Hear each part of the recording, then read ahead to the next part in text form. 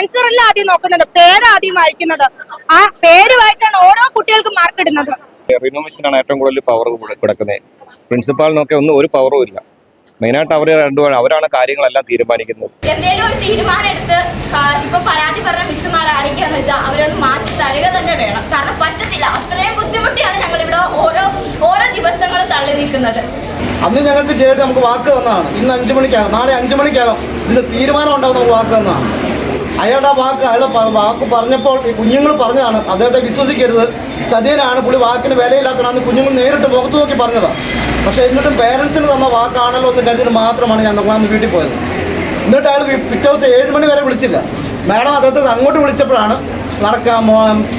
ഇത് ഡയറക്ടർ അവരെ മാറ്റാൻ സമ്മതിക്കില്ല, ഡയറക്ടറുടെ സ്വന്തം ബന്ധമാണ് അവരെന്നുള്ള പറയുന്നത്. ഇവർ പറയണ കാരണം എന്ന് പറഞ്ഞാല് ഈ വരുന്ന ഇൻവിജിലേറ്റേഴ്സ് ടാക്സി വേണം, അവർക്ക് AC റൂമേ പറ്റത്തുള്ളൂ, ഉച്ചയ്ക്ക് ചിക്കൻ ബിരിയാണി വേണം, രാവിലെ കട്ട്ലേറ്റ് വേണം. ഇതൊക്കെയാണ് അവർ പറയുന്ന ന്യായീകരണം. ഓരോ കുട്ടികൾ ഇവിടെ എഡ്യൂക്കേഷൻ ലോൺ എടുത്തിട്ടും കഷ്ടപ്പെട്ട് തന്നിട്ടാണ് എല്ലാം പഠിക്കണത്, ഓരോ കാര്യങ്ങളും പഠിക്കണം. അത് ഒരു ഡ്രസ്സ് പോലും നമുക്ക് നല്ല ഇടാൻ പറ്റത്തില്ല. ഡ്രസ്സ് ഇട്ടിട്ട് വന്നാൽ മിസ് ചോദിക്കും, നീ ആരെ കാണിക്കാണ് ഇത്ര ഒരുങ്ങിക്കെട്ടി വരണത്? നമ്മുടെ സാറ്റിസ്ഫാക്ഷന് വേണ്ടിയാണ് നമ്മൾ നല്ല ഡ്രസ്സ് ഇട്ടുകൊണ്ട് വരുന്നത്. അതുപോലെ അവർക്ക് ഇഷ്ടപ്പെടത്തില്ല.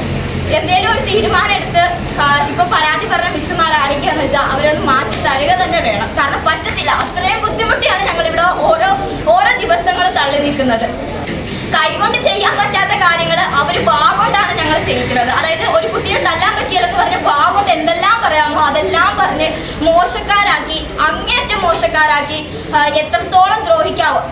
ഇവൻ എനിക്ക് പോലും ആത്മഹത്യ എന്ന് പറഞ്ഞ ചിന്ത തലയിലോട്ട് നല്ല രീതിക്ക് വന്നിട്ടുണ്ട്. എൻ്റെ ക്ലാസ്സിൽ ഓരോരുത്തർക്കും വന്നിട്ടുണ്ട് തന്നെ അവരെന്നോട് പറഞ്ഞിട്ടുണ്ട്. അത്രയ്ക്കും പാടുപെട്ടിട്ടാ. പിന്നെ എന്തൊക്കെയോ കാരണങ്ങൾ കൊണ്ട് പിടിച്ചു നിൽക്കുന്നത് മാത്രമാണ് ഇവിടെ. 2 അധ്യാപകർക്കെതിരെ നമ്മൾ ആരോപണങ്ങൾ ഉയർത്തുകയും ഒരു വിദ്യാർത്ഥിയുടെ മരണത്തിന് കാരണമായിട്ടുള്ള ഒരു അധ്യാപികക്കെതിരെ, അതോടൊപ്പം തന്നെ വിദ്യാർത്ഥികളെ ആരോപിച്ചിട്ടുള്ള അധ്യാപകർക്കെതിരെ നമ്മൾ നടപടി സ്വീകരിക്കണമെന്ന് പറഞ്ഞിട്ടുണ്ടായിരുന്നു. ആ നടപടികൾ കൃത്യമായിട്ട് തന്നെ 2 ആഴ്ചക്കാലം പിന്നീട് സ്വീകരിച്ച് അംഗീകരിച്ചു. ആ 2 ടീച്ചർമാരെയും ഇവിടെ നിന്ന് ട്രാൻസ്ഫർ ചെയ്ത് 2 പുതിയ ഇൻവെസ്റ്റിഗേഷന് വേണ്ടി 2 ടീച്ചർമാരെ ഇവിടെ നിയമിക്കാനും പറഞ്ഞിട്ടുണ്ട്. നിലവിലുള്ള തീരുമാനത്തിൽ ഞങ്ങൾ ഒരുപാട് ഹാപ്പിയാണ്. കാരണം ഞാനിപ്പോ 4th ഇയർ MLT സ്റ്റുഡന്റ് ആണ്. 4 വർഷമായിട്ട് അനുഭവിക്കുന്നില്ലേ, ഇന്ന് തീരുമെന്ന് പ്രതീക്ഷിക്കുന്നു. അത് തീർന്നില്ല, ഞങ്ങൾ വീണ്ടും ഇവിടെ തന്നെ സമരം കൂടുക തന്നെ ചെയ്യും. കാരണം എന്നാന്ന് പറഞ്ഞാല് ഇവിടുത്തെ ആ മിസ്സിനെ ഇൻഫ്ലുവൻസ് ചെയ്ത ഒരുപാട് മിസ്സുമാർ ഇവിടെ ഉണ്ടെന്ന് ഞങ്ങൾക്ക് അറിയാം. പക്ഷെ അത് ഞങ്ങൾ ഇപ്പൊ പറയുന്നില്ല. പക്ഷെ അങ്ങനെ എന്തെങ്കിലും ഉണ്ടായാൽ, അതായത് ഇവിടുത്തെ ഓരോ മിസ്സുമാരുടെ ഇൻഫ്ലുവൻസിലാണ് നമ്മളെ വഴക്ക് പറയുന്നത്, നമ്മളെ ഹറാസ് ചെയ്യുന്നത്. അത് ഇനി ഉണ്ടാവുകയാണ് ഇവിടെ ഇങ്ങനെ തന്നെ ഒരു മീറ്റിംഗ് ഞങ്ങൾ കൂടുക തന്നെ ചെയ്യും. ഇന്റേണൽ മാർക്കിന് ഞങ്ങൾക്ക് അഫക്ട് ചെയ്യും. കാരണം എന്നാന്ന് പറഞ്ഞാൽ ഇപ്പൊ ഇവിടെ ഓരോരുത്തരും എന്റെ മുഖം കണ്ടിട്ടുണ്ടായിരിക്കും, എന്റെ പേര് പറഞ്ഞിട്ടുണ്ടായിരിക്കും. അപ്പൊ അവിടെ പേര് ആദ്യം വായിക്കുന്നത്, അല്ലാതെ അവിടെ ഇല്ല ഷീറ്റല്ല നോക്കുന്നത്, ആൻസർ അല്ല ആദ്യം നോക്കുന്നത്, പേര് ആദ്യം വായിക്കുന്നത്. ആ പേര് വായിച്ചാണ് ഓരോ കുട്ടികൾക്കും മാർക്ക് ഇടുന്നത്. പഠിക്കുന്ന കുട്ടികളും പഠിക്കാത്ത കുട്ടികളും പറഞ്ഞിട്ടുണ്ട്. പഠിക്കുന്ന കുട്ടികൾ പറഞ്ഞിട്ടുണ്ട് മാർക്ക് ഞങ്ങൾക്ക് വാരിക്കോരി തരുമെന്ന്. പഠിക്കാത്ത കുട്ടികൾ പറഞ്ഞിട്ടുണ്ട് അതേ ഉത്തരം എഴുതിയാലും ഞങ്ങൾക്ക് മാർക്കില്ല. കോളേജിൽ ഞങ്ങൾ ആവശ്യപ്പെട്ട 2 ടീച്ചർമാരുണ്ട്. അതൊരു റീനുവും സീനായും.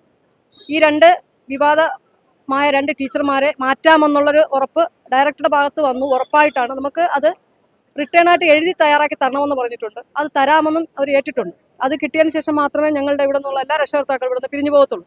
ഫസ്റ്റ് ഇയർ മുതൽ 3rd ഇയർ ഉള്ള 4 ബാച്ചിലെയും കുട്ടികൾക്ക് സുരക്ഷിതമായ രീതിയിൽ ഇവർക്ക് പഠിച്ചിറങ്ങാനുള്ള സംവിധാനം, ഒരു സൗകര്യം ഇവർക്ക് എല്ലാ മറ്റ് ഡിപ്പാർട്ട്മെന്റിൽ പോലെ ഇവർക്ക് ഉണ്ടാകണം.